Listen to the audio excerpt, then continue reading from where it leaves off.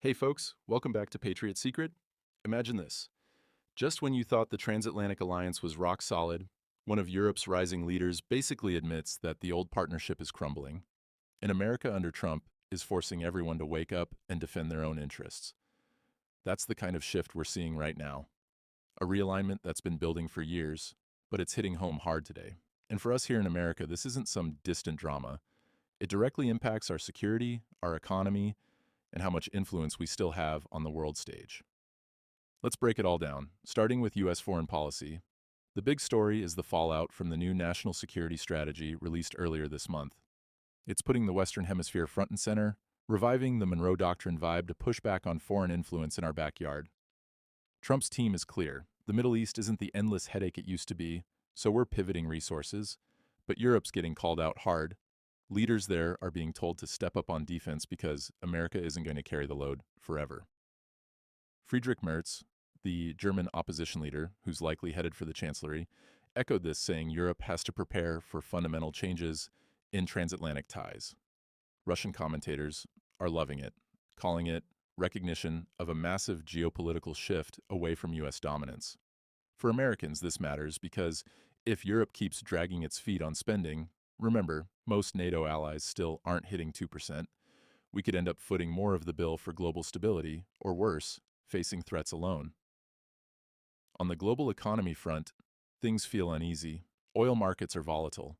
Brent's hovering low amid surplus fears, even as sanctions bite into Russian supplies. The U.S. has ramped up pressure on Russian oil giants like Rosneft and Lukoil, redirecting flows to Asia at discounts, but that's keeping global prices suppressed for now. Trade tensions are simmering again, with Trump repeating threats of 10% tariffs on BRICS nations if they push too hard on alternatives to the dollar. Inflation's still a concern here at home. Any spike in energy costs from disruptions hits our pumps and grocery bills directly. Speaking of BRICS, they're not slowing down. Brazil just handed the baton to India for 2026, and their vice president insisted it's not anti-American or aimed at replacing the dollar, but actions speak louder. They're advancing that unit currency backed partly by gold, expanding partnerships and deepening ties in energy and tech. Russia's pushing hard inside the bloc amid its isolation elsewhere. This challenges U.S. economic power because if more trade shifts to non-dollar settlements, it erodes the dollar's reserve status, potentially making borrowing more expensive for us and fueling higher interest rates. Over in Europe and EU politics, the cracks are showing. Trump's strategy is trash-talking European leaders as weak, and some analysts are even predicting the EU might fade as a global player by 2030 if it keeps militarizing without real unity. Internal debates rage on everything from digital simplification to fishing quotas, but the big undercurrent is fear of U.S. abandonment on Ukraine and security.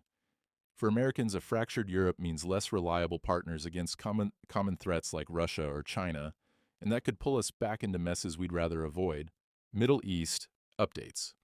Tensions persist, but Trump's NSS says the region's not the constant irritant anymore. Yemen's seeing shifts with UAE-backed separatists consolidating in the south, and joint Saudi-Emirati talks trying to calm things. Gaza's fragile ceasefire holds, but storms are wreaking havoc on the ground. Iran's axis is weakened, but they're floating ideas for joint operations rooms to coordinate better. Overall, less direct U.S. entanglement here frees up focus elsewhere, but any flare-up could still spike oil and hit our wallets. China and the Indo-Pacific. Beijing's ramping up coercion in the South China Sea, ramming Philippine vessels and building military posture. Their Navy deployments are at peak levels, circumnavigating allies like Australia to deter cooperation. Trump's strategy keeps deterring a Taiwan conflict as priority, pushing for more basing access along the first island chain. This directly affects American jobs and security. China's dominance there threatens trade routes we rely on, and any escalation could drag us in. Currency shifts and sanctions are tying it all together. The dollar's under pressure from trade uncertainty, while BRICS experiments with alternatives. Sanctions on Russian energy are reshaping flows, creating discounted oil for buyers like India and China, but that undercuts U.S. leverage. Trade tensions mean higher costs for American consumers if tariffs kick in broader. No major new military moves in the last day, but diplomatic wires are buzzing, from Belarus releases tied to U.S. engagement to quiet talks on Ukraine funding. Look, these shifts aren't abstract. A world where Europe steps back, BRICS rises, and China presses harder means America has to play smarter, protecting our power without overextending. It's a reminder that our strength comes from leading decisively, not endlessly subsidizing others.